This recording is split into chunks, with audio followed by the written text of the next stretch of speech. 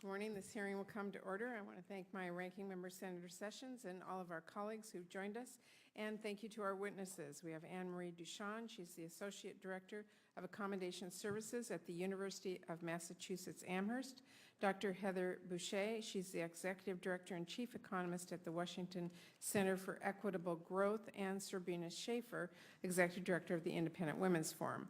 We're glad you're able to join us today to discuss ways we can help working women succeed in today's economy and the reasons why their success is so important to family, economic security, and to the economy as a whole. Over the last 4 decades, the economy has seen a lot of change. American businesses and workers have had to compete on an increasingly global scale. Far too many of the middle-class jobs workers could support a family on have moved overseas, and the gap has widened between those at the very top of the income scale and everyone else. All of this has put an increasing burden on working families. But in the face of these challenges, one of the most significant shifts we've seen in the last few decades has actually eased some of the burden, and that is the increasing participation of women in the workforce. As working families have felt more and more strained, women's economic contributions have made a huge difference, both to family budgets and to our broader economy. Federal Reserve Chair Janet Yellen, who attended our hearing last week, has called the increasing participation of women in the workforce, quote, a major factor in sustaining growing family incomes. And Dr. Boucher found in a recent study that between 1979 and 2012, the U.S. economy grew by almost 11% as a result of women joining the labor force. And of course, that kind of economic growth has important outlooks and implications for our budget as well.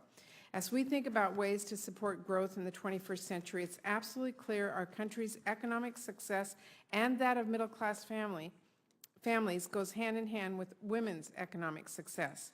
This means we have a lot more work to do because despite all the progress that's been made, all the glass ceilings that have been broken, women still face barriers that are holding them, their families, and the economy back.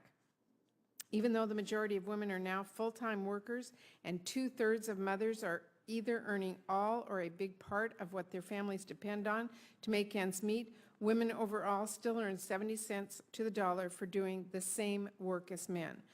Over just 1 year, that adds up to $11,600 in lost wages per household.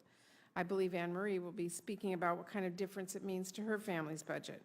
And because women are still more likely to be the primary caregiver in a family, the lack of paid leave at most jobs means they experience higher turnover and lost earnings and are more likely to be passed over for promotions that would help them advance. In addition, our outdated tax code works against married women who choose to go back to work as a second earner. Because their earnings are counted on top of their spouses, they can actually be taxed at a higher rate. This can deter some mothers from choosing to reenter the workforce, especially when you consider the high costs and lack of access to high-quality child care and other costs associated with work.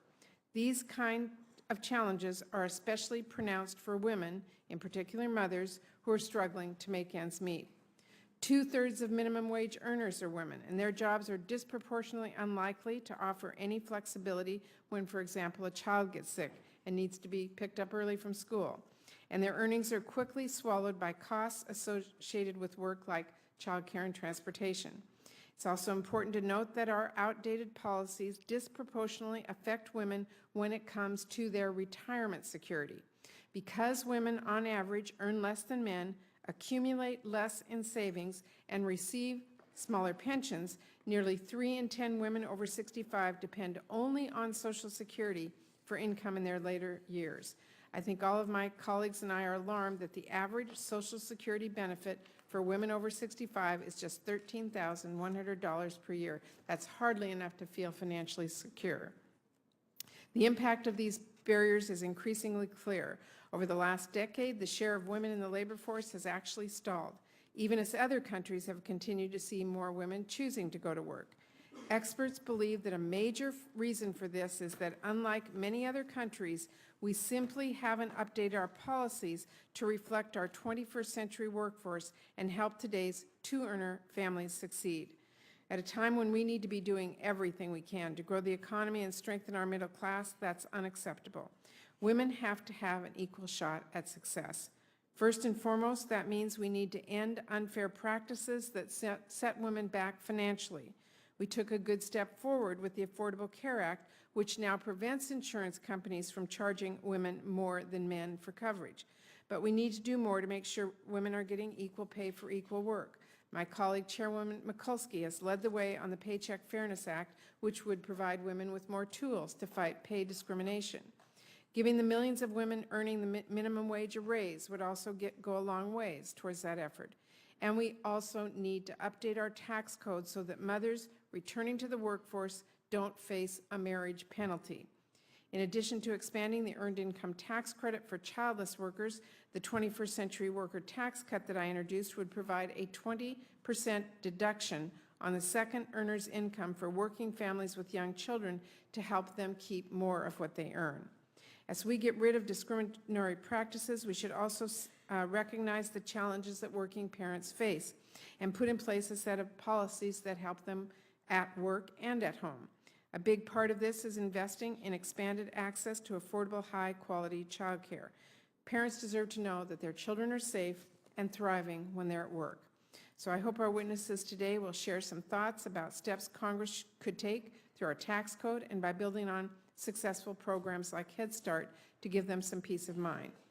Finally, we need to build on and strengthen Social Security with policies that make it easier for women and their families to build a secure retirement. There's, of course, much more we need to do in addition, but any of these changes would make a huge difference for working women and their families. Acting to expand economic opportunity for women is the right thing to do. It is part of our ongoing work to uphold our country's most fundamental values. But as our country's recent history shows, it's also an economic necessity, both for those families and for our broader economy. I hope that in the coming weeks and months, we'll be able to work together on some of these ideas, which would do so much to strengthen our country right now and into the future. So again, I thank all of our witnesses for joining us today. We look forward to your testimony, but first I will turn it over to my ranking member, Senator Sessions. Thank you, Madam Chairman. We appreciate the witnesses that will be before us today. This is an important issue, and we look forward to your testimony. There's no question that the state of our economy remains poor and that millions of American families are barely scraping by. And despite some progress, women do still face challenges, unique challenges, and discrimination. They must have, in America, a fair and equal workplace for all our citizens. Workforce participation rate for women is now at its lowest level in 23 years. We had a surge of women into the workforce in the 70s. That is being altered today. For every one job added last month, nearly 3 people left the workforce entirely. Real wages for women have been stagnant since 2009. I think, Madam Chair, there is a marriage penalty and too much of a penalty on a spouse who decides to go to work. We need to look at that. Median household income in America has dropped a stunning $2,268 since 2009 after adjusting for inflation. And Chairman Yellen told us last week and lamented twice in her remarks, we are facing a slack labor market. So these statistics paint an alarming portrait of economic hardships facing Americans. Working moms are struggling valiantly every day to support their kids, pay bills, and raise a family often by themselves, and to set aside a little money for the future. That's very difficult. They are heroes in the American economy. There's no doubt about that. Every day this administration, however, every day it continues to advance policies that make it more difficult for Americans to find a job, to earn a living, to see their wages go up is a detriment to all, including women. Women especially are rightly concerned about the economic futures facing our young people. The statistics there are grim. Nearly 1 in 2 recent college graduates is underemployed. The unemployment rate for Americans aged 20 to 24 is 10.6%. Teenage unemployment has been at or above 20% since 2009. Hispanic youth unemployment is 21.7%.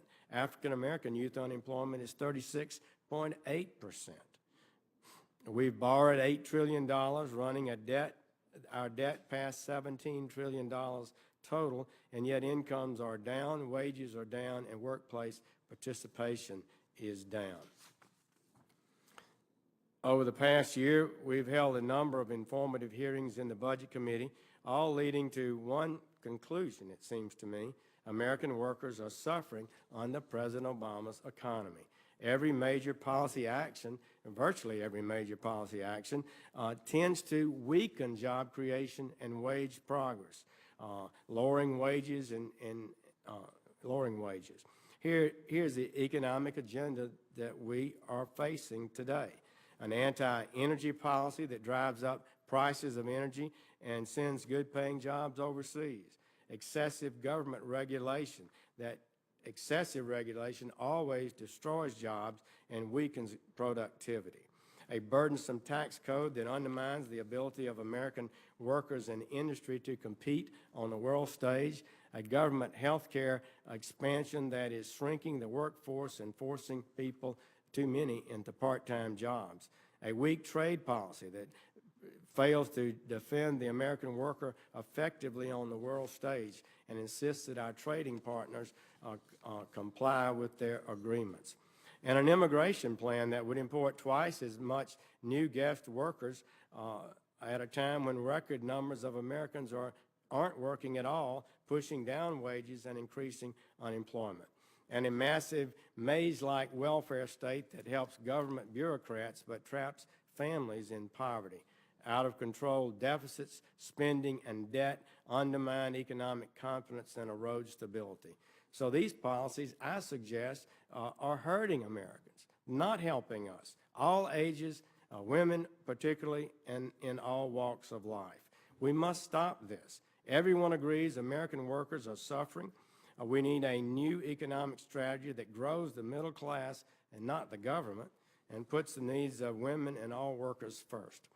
Madam Chair, thank you for the hearing, and I look forward to hearing from the witnesses. Thank you very much. With that, we will turn it over to our witnesses. Dr. Boucher will begin with you. Thank you. Thank you, Chairman Murray, Ranking Member Sessions, and the rest of the committee for inviting me here today to testify. My name is Heather Boucher. I'm Executive Director and Chief Economist of the Washington Center for Equitable Growth. The center is a new project devoted to understanding what grows our economy, with a particular emphasis on understanding whether and how rising levels of economic inequality affect economic growth and stability. It's an honor to be invited here today to discuss how working women are critical for economic growth and the role of federal policy in advancing their economic progress. My testimony highlights the many aspects of our economy where gender inequality and economic inequality go hand in hand, and also where economic inequality among women threatens family well-being and economic growth. Government policies can address these gaps in order to help women succeed so our economy can succeed. There are three conclusions I want to highlight from my testimony. First, women, their families, and the economy have greatly benefited from women's entry into the labor force. Second, barriers to women's work manifest themselves differently across the income distribution. Third, there are a variety of ways that federal policy can encourage women's labor force participation, among them tax credits, family leave, early childhood education programs, all of which can increase women's contribution to family income and grow our economy. Today, most women work, and they work full-time. About 2/3 of mothers are family breadwinners, bringing home either all of their family's earnings or at least as much as their partners, or co-breadwinners. Women's increased work is important for family incomes and for economic growth. My colleagues and I found that between 1979 and 2012, our nation's gross domestic product increased by almost 11% due to women's greater hours of work. This translates into about $1.7 trillion in output in today's dollars, roughly equivalent to our combined federal spending on Social Security, Medicare, and Medicaid in 2012. Over the past few decades, women have made enormous economic gains. Between 1960 and 2000, women's labor force participation steadily grew, and the gender pay gap steadily shrank. But progress on both has stalled for more than a decade. The United States has fallen from being the 6th highest country in terms of female labor participation among developed economies to the 17th in 2010. And while some women have made gains in the workforce, too many have been left behind. Between 2000 and 2007, higher wage women saw their real wages increase by 4 times the amount of women with poorly paid jobs. One reason for these kinds of disparities is that while some women have made progress in entering professional or male-dominated occupations, many women continue to toil in female-dominated jobs that still pay low wages. But also within occupations, there are disparities, in no small part due to differences in flexibility in terms of hour and location. Policies to address conflicts between work and family are too often available only to women at the top of the wage distribution. And too often, women have to quit their jobs in order to provide care, which harms their future earnings potential and limits their retirement benefits. Policies such as paid sick days, paid family leave, and scheduling flexibility would fill an important inequality gap for workers, especially women and especially caregivers. It's important to recognize that employers have not on their own stepped in to provide these important benefits. Last year, only 61% of workers had employer-provided paid sick days, and only 12% of workers had access to employer-provided paid leave, which could be used to recover from a serious illness or care for a family member. These are issues that are especially important for low-wage workers who disproportionately lack these benefits. Federal budget policies can encourage women's work and increase family income. The Murray-Ryan Budget Agreement has helped promote women's economic progress in the workforce, but there will be more to do after that deal expires. In my written testimony, I focus on 6 policies that have been tailored to achieve the results we need for our families and our economy. Here this morning, I want to just highlight 3. First, the Earned Income Tax Credit, Child Tax Credit, and Child Independent Care Tax Credit are very important to the financial security for all American families, especially low-income families. But we must expand them and, importantly, make the Child Independent Care Tax Credit refundable. Second, the 21st Century Worker Tax Cut Act would let two-earner families keep more of what they earn and increase the Earned Income Tax Credit for childless low-wage workers. Importantly, it will encourage mothers' workforce participation and help them to better financially support their families and give low-wage workers a better shot at entering the middle class. It is estimated that this tax cut would benefit 7.3 million working families and 13 million childless workers. Finally, the Family and Medical Leave Insurance Act of 2013 will create an insurance program for nearly every U.S. worker when they need leave to care for a child, a seriously ill family member, or to recover from a serious illness. It draws on what we've learned from 3 states that have family leave insurance: California, New Jersey, and Rhode Island. From their experiences, we know what an effectively run program looks like. Paid leave makes it easier for women to work, improves their lifetime earnings, and it can help close the wage gap between workers who provide care and those who do not, while having benefits in terms of productivity and business outcomes. To conclude, federal policy can do more to help all women realize their full economic potential. But policies must acknowledge that barriers to women's work manifest themselves differently across the income distribution, because when all women succeed, America succeeds. Thank you very much. I will turn to Ms. DeShawn. Thank you, Chairwoman Murray, Ranking Member Sessions, and all of the senators and staff here today. My name is Anne Marie Duchamp, and I am a member of Moms Rising. I'm honored to be here today to tell you my story and to give voice to the women who can't be here today to share their experiences. My work environment is not the sort of place where you'd think we'd have a problem with unfair pay practices.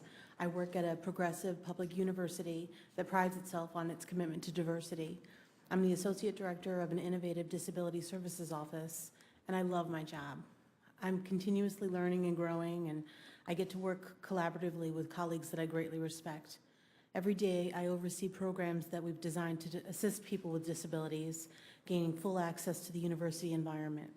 However, even in an environment like this, wage discrimination based on gender still existed. I'm telling my story not because I hate my job or because I have any ill will toward my employer or toward the male colleague who made a higher salary than I did. In fact, we are very good friends. But this story isn't about him, it's about me. And it's a story that's all too common for women and moms in particular who face gender wage discrimination. It's unfair, it's bad for our economy, and to borrow a phrase, It's time to put an end to Madman era policies. I began working for disability services at the University of Massachusetts Amherst in 2004. I was originally hired as a member of a team of consumer managers. From the moment I was hired, I made less than a male coworker doing the same job. This was the case even though our resumes were nearly identical. We both have master's degrees and comparable professional experience. In fact, we even graduated from the same university on the very same day. When I became aware of this wage disparity, I asked my employer if I could be paid more. She said no. I was told that because my male coworker had accepted a pay cut to take this job, he should be paid more. But here's a fact. I too had taken a pay cut to accept this position, and my family depends just as much on my wages as my coworker's family depends on his. This is the sort of ridiculous stereotyping, the assumption that because my male coworker needed the higher salary and I didn't, that is still prevalent in way too many workplaces today and is used to justify wage discrimination. My raise was denied and I was paid less because I'm a woman. After 5 years, my male coworker and I were promoted at the very same time. Since 2009, we both have held the position of associate director. And although I do love my work, it really hurt to know that my contributions were worth less than his were. Initially, I was hopeful at the time of the promotion that my employer would finally acknowledge my work and equalize my pay, but instead I was disappointed to learn that the wage gap increased by approximately $1,400. Recently, my husband's teaching job was threatened due to budget cuts. The situation made me really think about what those lost wages were costing my family. And when I added those lost wages up and calculated my family had lost over $12,000 in income, it was heartbreaking. My husband and I are both first-generation college students. We have crushing student loan debt. On paper, we look like we're doing just fine, but in reality, money is tight. We pay as much on our student loan payments each month as we do for our mortgage. Our daughter Gracie is in a full-time daycare because neither of us can afford not to work. $12,000 in lost wages accounts for a year's worth of childcare, or 10 months worth of our mortgage, or 10 months of student loan payments. All are expenses that we struggle to pay for. So I tried again. I approached my employer again, this time with a visual chart that showed the stark salary differences between my coworker and I repeated my case that I should be paid fairly. This time, my employer agreed to raise my salary to equal my male coworkers, and 5 months later, I received a paycheck that finally reflected equal pay. I was eventually able to get paid fairly, but it took more than 7 years of difficult conversations and cost me thousands in lost wages. All of this in an environment where I could have open conversations about my salary without fearing repercussions. I was thrilled last month when President Obama took executive action to ensure that federal contractors are barred from retaliating against employees who discuss their salary information, but we still need Congress to pass the Paycheck Fairness Act, which would allow all workers to talk about their salaries to their coworkers without the fear of being fired. Millions of women trying to raise families while working minimum wage jobs haven't seen an increase in years. Congress has the opportunity to right these wrongs. It's time to increase minimum wage, time to do something about the student loan crisis, and it's long past time to pass the Paycheck Fairness Act. I hope that by the time my daughter Gracie is able to understand what wage discrimination is all about, it will have long since been resolved. According to recent research, at the rate we're going, if we don't take action, the wage gap won't close on its own until my 5-year-old girl is 48. 48. Instead, I hope that the idea of mommy being paid less than a man working at the same job will be a relic concept for her, kind of like life before the iPhone. I'm honored to be here today, and I thank you again for the opportunity to testify. Thank you very much. Ms. Schaefer? Chairman Murray, Ranking Member Sessions, and members of the committee, thank you for inviting me here today to discuss what I view as the serious shortcomings of the proposed Paycheck Fairness Act. My name is Sabrina Schaefer, and I am the Executive Director of the Independent Women's Forum. We are a nonprofit organization, and our mission is to increase the number of women who value and understand free markets and personal liberty. and we respond to those who portray society, and especially the workplace, as inherently unfair to women because we know it's simply not true. I come to this issue not just as the head of IWF, but also as a working mother. I have 3 young children, ages 6, 5, and 2, and I understand the very real need for plentiful jobs, fair wages, and workplace flexibility.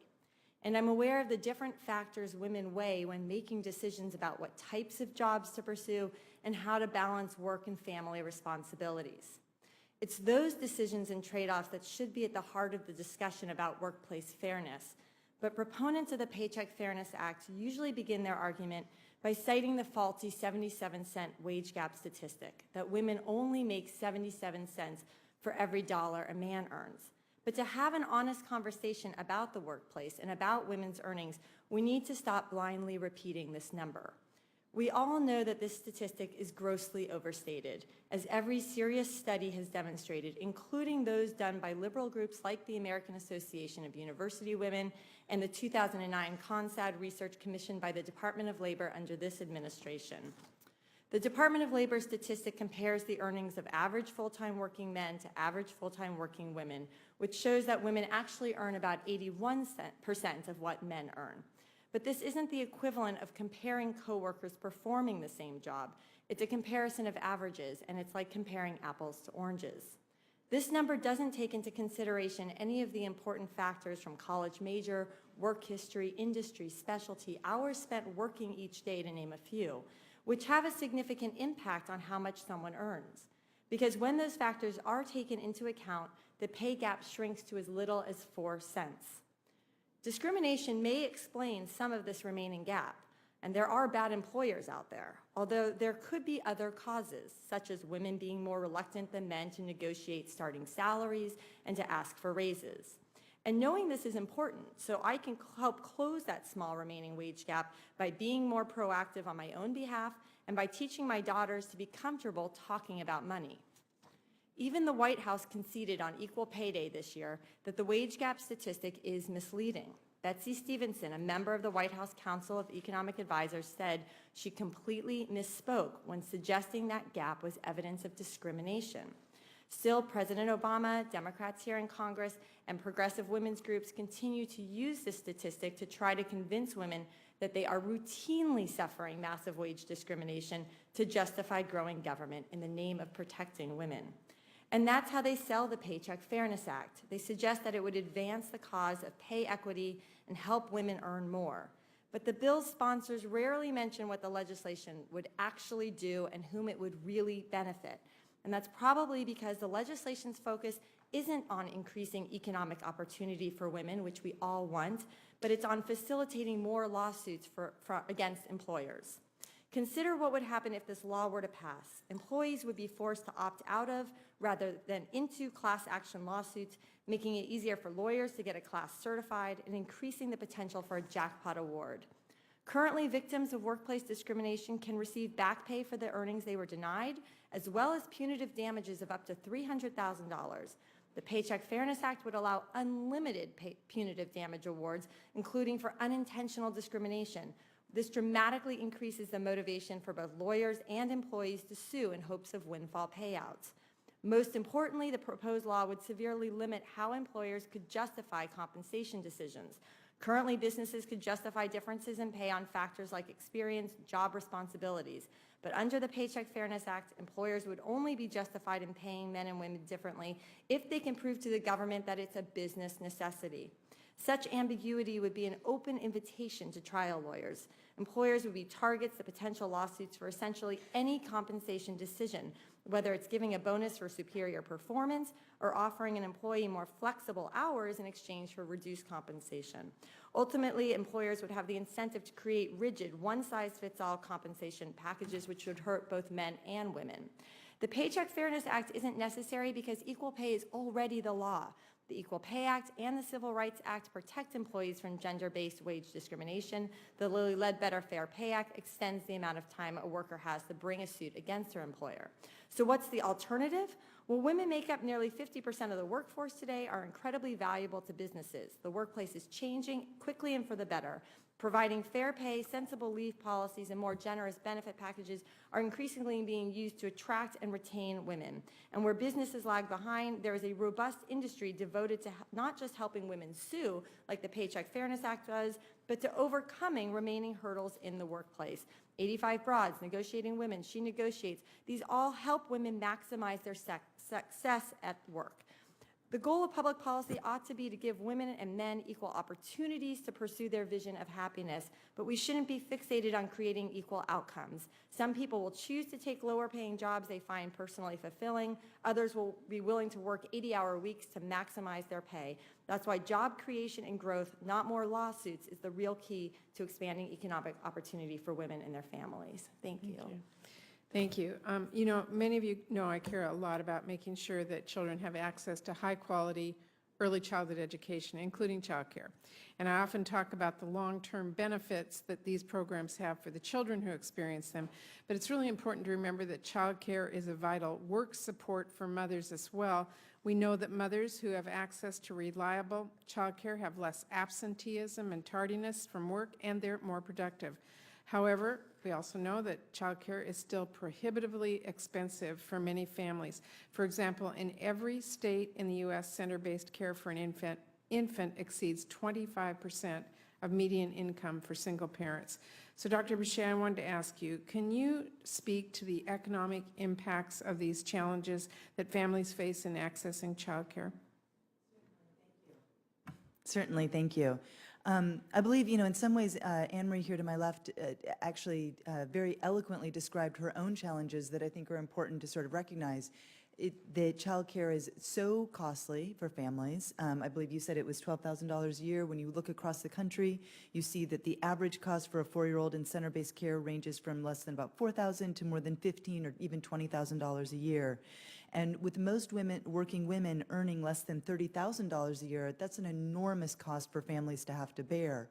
But let's also put this into a bit of a broader context. Most families that need child care for very young children are young families. Half of women have their first child by the age of 25. When people enter the labor force, that's when their wages are lowest. It's also when they have their biggest student loan debt, if they went to college, regardless of whether or not they graduated, if they started college. And I will note that women are more likely than men to take out student debt, and when they do, they take on larger amounts of loans. So all of this compounds for workers at the start of their careers, making it very difficult to afford child care and pushing a lot of families into this very false dichotomy between her working and not working and the impact on the family budget. Let me be very clear.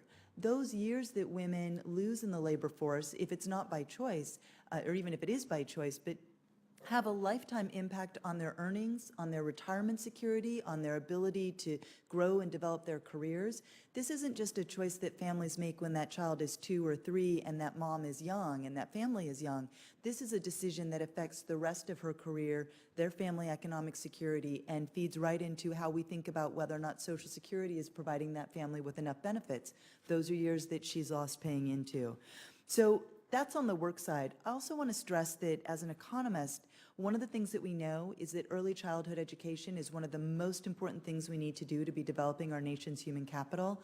And the fact that we are leaving this unattended to in such a large way and so different than other developed countries is shooting ourselves in the foot for the next generation of workers. Well, thank you very much, Ms. Duchamp. I assume that your experience reflects what you just heard. Absolutely.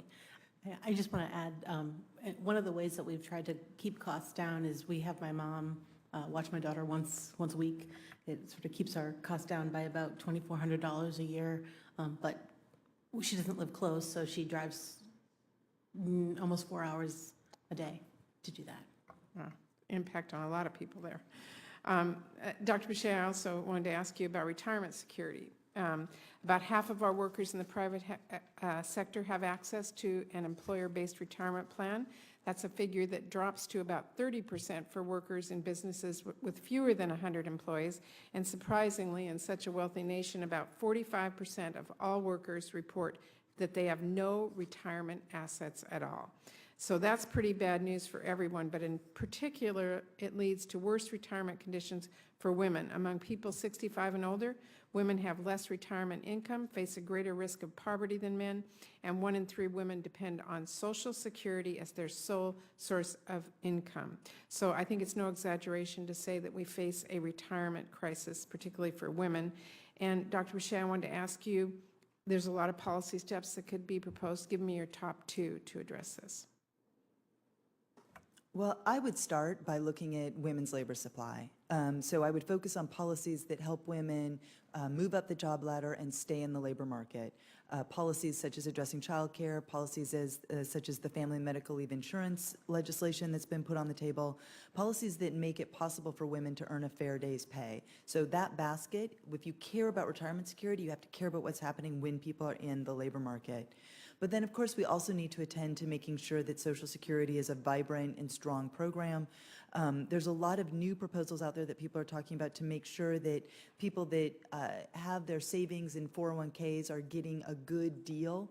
I mean, that's one of the challenges. We've moved from a pension system, which got a pretty good deal for workers and their families, to these 401ks where often there's exorbitantly high fees, and where people are sort of left on their own to make decisions about investments that are challenging even for PhD economists to know, what kinds of investments you should be focusing on.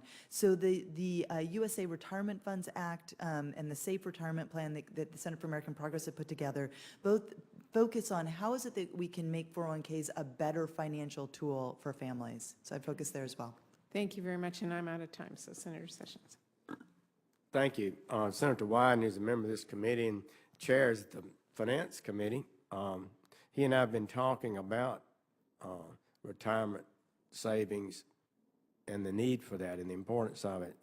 Is it Boucher, Ms. Boucher? So I think it is something to look at, and I am concerned about fees. Fees can erode significantly a person's savings over time, and I don't think a lot of people understand that. The federal thrift program is probably one of the best because it has such low fees, and I would like to see more of that. And Senator Wyden believes that we can start saving younger, and that would help everybody learn more about savings. And he and I are talking about some of the things that we could do there.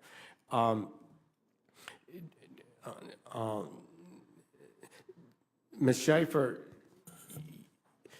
you've been frank about some of your concerns about the way we've approached this issue.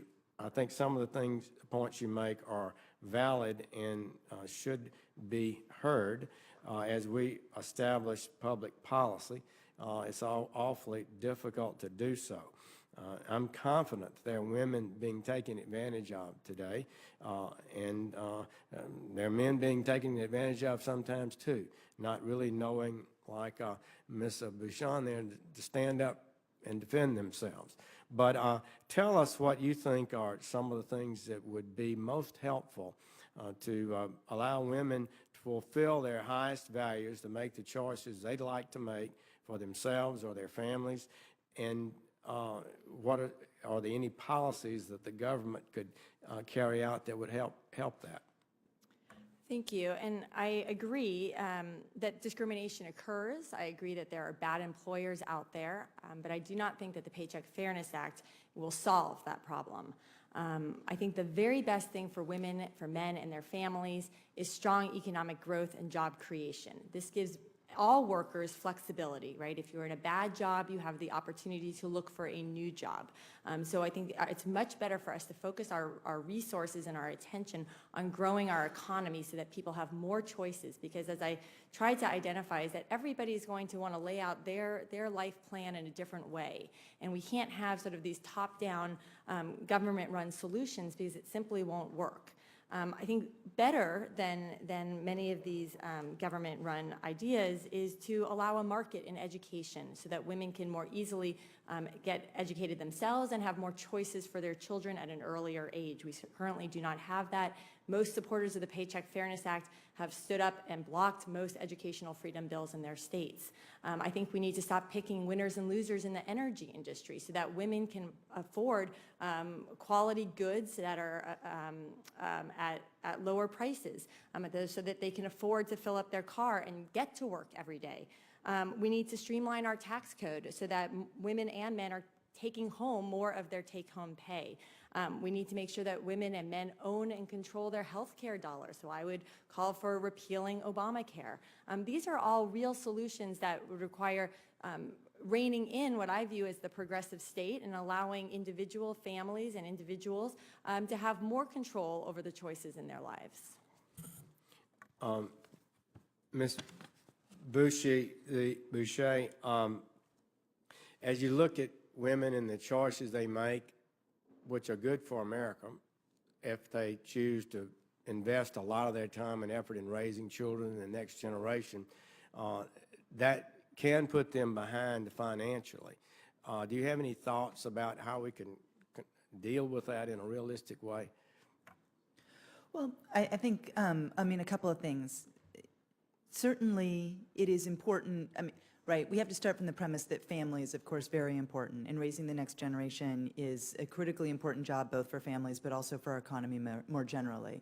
But the United States stands alone in not supporting families as they actually live and work today. The reality is that most parents are in the labor force. Most children are being raised by a family that doesn't have a stay-at-home caregiver, and that poses challenges for children. But of course, at the other end, it means that most families don't have someone at home who can help when an elder may need a little bit of help. Somebody's got to take time off work. And we haven't thought enough deeply about how to update our labor standards and our social insurance programs and our child care systems to really help families. So I would focus on making sure that families actually have a choice, that child care is high quality and accessible to everybody, not just the very wealthy. And one of the things we forget about child care is you can't scrimp on it. You can't, get a cheaper cost child care and think that that's just going to be okay for your kids, right? The kind of care is the kind of care that you need. You need a qualified teacher. It's got to be of a sufficient quality. And we don't go far enough to make sure that every child in America and every family in America has access to that kind of quality at a cost that families can afford, again, when they're young and they don't have a lot of money. This is something that we need to step in and really help them with so they can make those choices honestly. Thank you. Senator Kane. Thank you, Madam Chairwoman, and thank you to the witnesses. A lot of topics of interest. Let me just ask you about one that I'm really focused on, which is sort of non-traditional career fields and career and technical education. Senator Baldwin and I, Senator Portman and others are doing some work in this area, and we're having a fascinating debate now in the Armed Services Committee about the opening up of all these combat MOSs that have heretofore been gender exclusive for men, opening them up to women and providing women opportunities to meet the same standards that men meet in those areas. Traditionally, women have been underrepresented in some what we call non-traditional fields, construction, engineering, manufacturing areas. The Perkins Career and Technical Education Act requires states to set targets for representation of women in these non-traditional career fields. But I'd like just each of you to talk about kind of workforce training as advancing employment opportunities for women, and particularly what we could do in the career and technical education or workforce training area that would help women be more equitably represented across the whole spectrum of professions and jobs. And just would love each of your thoughts on that. I'll go first and be brief. I think that is an enormously important issue. It's one that we've been working on for quite a long time, trying to get women into a wider array of occupations. And I would just sort of add one other point to that, and I'm happy to also follow up in writing on some specifics on what we can do in that area. But one of the things that we're learning from the literature is that it's not just about getting women into different occupations, it's that inequality is actually occurring within occupations. Claudia Golden, who's a professor at Harvard, has written an enormously important new study that just came out documenting how it is actually the working conditions in terms of hours and flexibility that make all the difference for inequality within occupations. qualifications. So I do think we need to make sure that we're opening up all sorts of professions to women. Just one more stat, and then I'll stop. There's some Stanford professor, and some folks from the University of Chicago had this amazing study that came out a year and a half ago that found that between 1960 and 2008, a full fifth of U.S. economic growth was because of the opening up of professions to women and minorities. This is enormously important, and I can follow up in writing with some specifics. Thank you. Thank you. Well, as the mom of a young girl, I'd like to say that knowing that those opportunities are available from the start and having young people grow up in good quality educational environments where they see in those, they see women taking on those roles and they can imagine that for themselves. Just the sheer modeling of that, both from a parental perspective as well as an education perspective, I think is truly important. Schaefer. Thank you for that question, because I actually think this is a very interesting one. I tend to be careful that we don't characterize sort of our schools as somehow providing one thing for the male students today that's different from the girls. I have 2 girls and a son, and I know that they are all being treated the same way. That being said, I know that for many, many years now, we have been pouring money into the STEM fields and trying to encourage more women to go into it. And recently, I took a look at MIT and what the female students and the male students were majoring in. And I thought, if of any school out there, MIT, we have some of the brightest science and math minds. And it was very interesting to see the way men and women were sort of falling. Men were still overrepresented in areas like petroleum engineering and computer science, while women were overrepresented in the social sciences and biology and architecture. So I think that there's a point at which we have to accept that men and women are different. They're going to make different choices, and that might be okay. And we have to maybe also ask ourselves, is there a reason that we're not looking at sort of the underrepresentation of men, for instance, in nursing or in English or in psychology? Should we be concerned on that side of things? And one last thing is just that we have a lot of women now who are in these leadership positions, and I agree it's not as high as with men, but we have women who have come up the ranks, like a Virginia Romedy at IBM. We know that 75% of veterinary students are now women. These are numbers that we shouldn't ignore, because I think it's sometimes painted as sort of black or white. Women go into the humanities, men go into the sciences. That's the problem. So I think it's a little bit, a little grayer. Thank you, Madam Chairwoman. Thank you. We do have a vote called, and I'm going to give Senator King and Senator Baldwin 5 minutes each, and we should be able to wrap up before we get over there. So Senator King. Thank you. Before getting into some questions, Ms. Boucher, could you supply that Golden study to us? That sounds very interesting, the one that you mentioned. I'd appreciate that. As I have traveled abroad and did so particularly as governor going on trade missions, it was one of my conclusions that one of the parts of the secret sauce of America's success is the openness of our business community to women. You go to other countries, you go to business meetings, Chamber of Commerce meetings, 0 women. And you realize that these societies are missing a huge part of the talent. That's what America's all about, is giving this opportunity.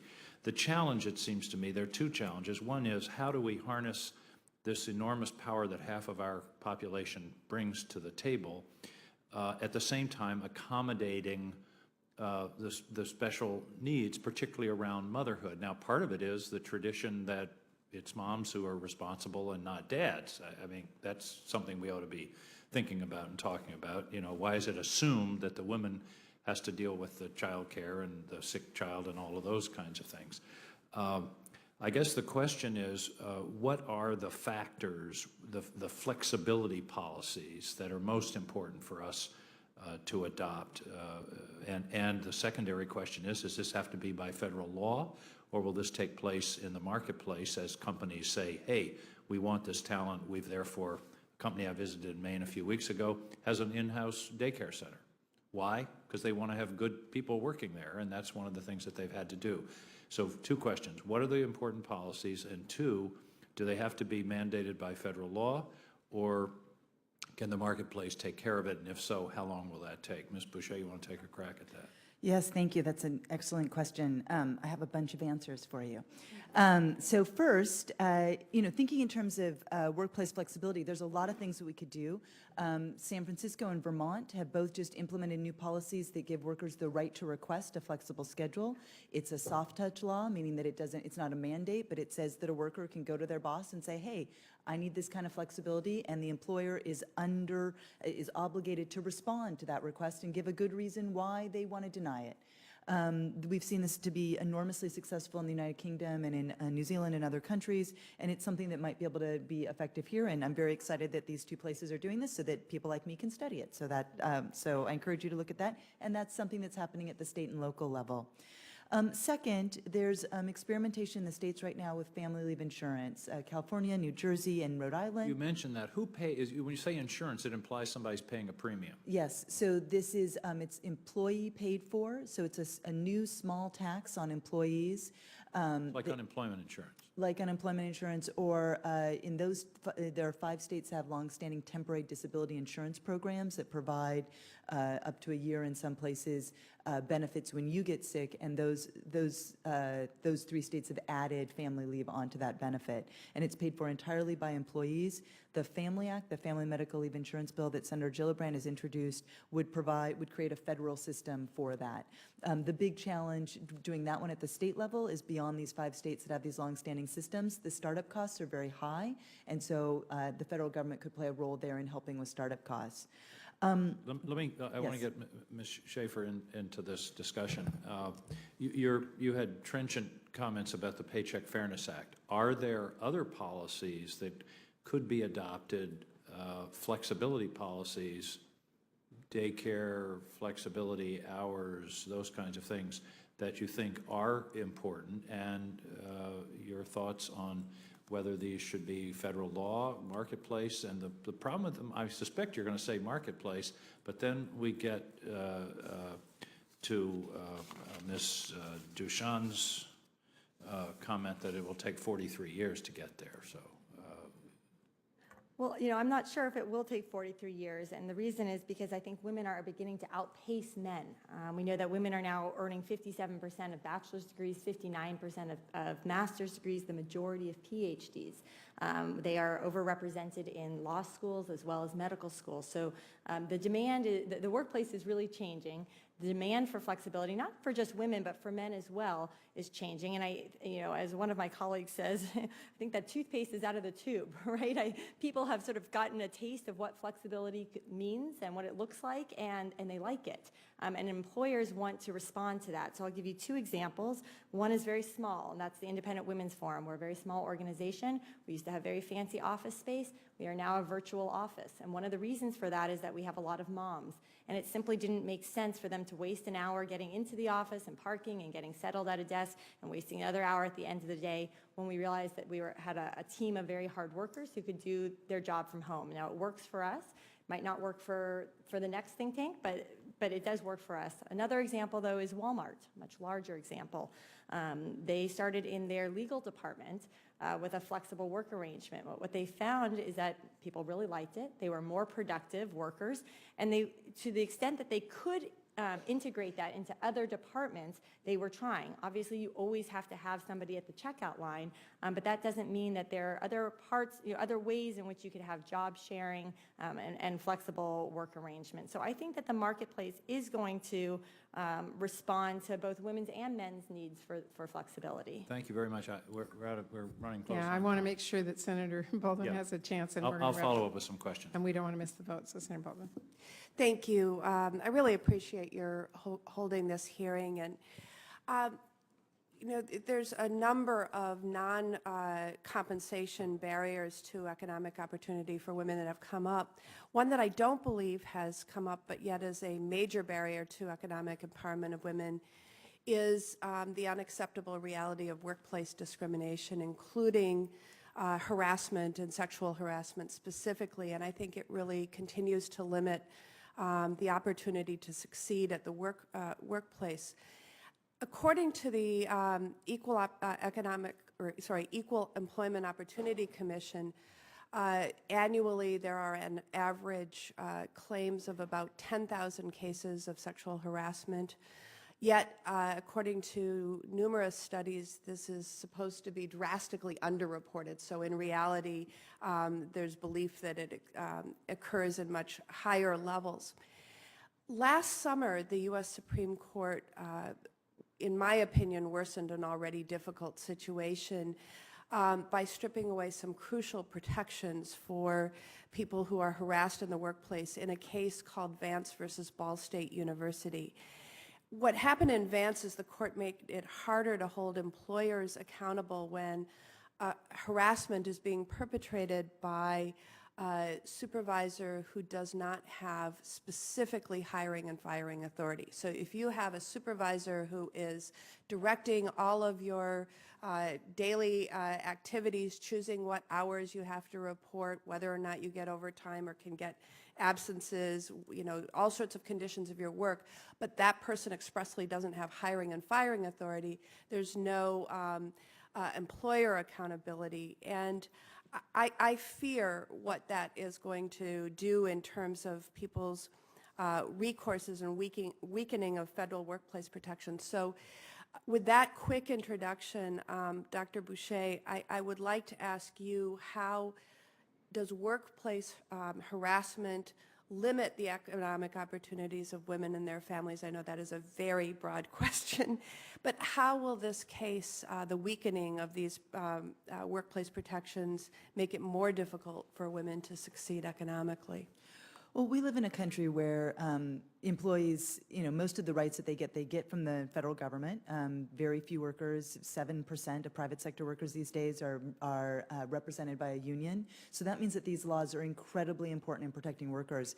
And I think Anne Marie's story for me is so compelling in some ways because she was able to talk to her colleagues and her employer about what was going on. But for so many people, they can't do that, and they fear being laid off, or they fear being fired. Most people, you know, so many Americans work in states, you know, right-to-work states, and you don't have a lot of recourse. So I actually think this is fundamentally and profoundly important. And I think there's a variety of ways of getting at it. I know you've talked about some legislation, the Fair Employment Protection Act, which I think would be very important. There's also some new policies going on at the state level, and something that that just happened a couple of days ago. Massachusetts became the fourth state to pass a Domestic Workers Bill of Rights, which gives domestic workers, in-home workers, rights that they don't have under the Fair Labor Standards Act. And one of them, of course, importantly, are issues around harassment, where I think that this could actually this could actually be one of the more important areas where we could see this happening. So I think that understanding the importance of jobs in people's lives, and that if you don't have choices and you're stuck, well, then you're going to put up with it, and that's just not right or fair. Thank you very much. I really want to thank our colleagues for participating today, and I especially want to thank our three witnesses for your time today. As a reminder to our committee members, additional statements and questions are due in by 6 p.m. today. We will submit these to you for your response. And again, thank you so much. With that, we will call this hearing to a close. Thank you.